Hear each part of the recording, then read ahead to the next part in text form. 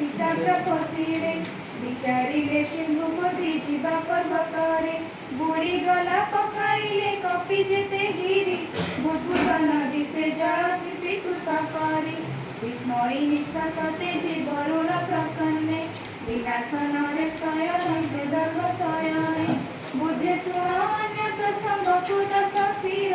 बर गिलासे सुख सारण परिचार विभीषणे कह ज्येष्ठ भ्राता पिता सरी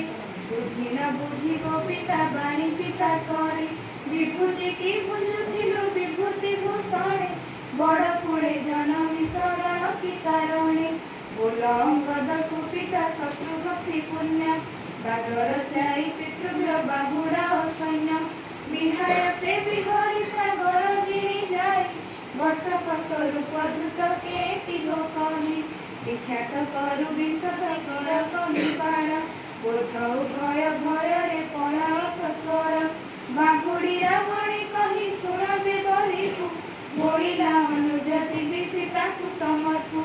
बचिलु अंग दे बारुकी धर्मे वज्राघात समतल प्रहारिला व्योमे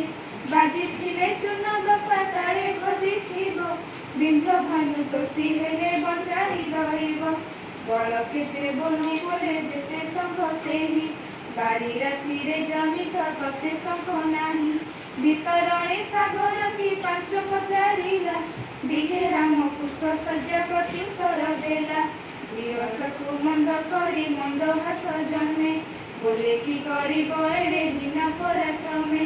विरसकु मंद करी मंद हास जन्मे बोले की करिब एड़े बिना पराक्रमे।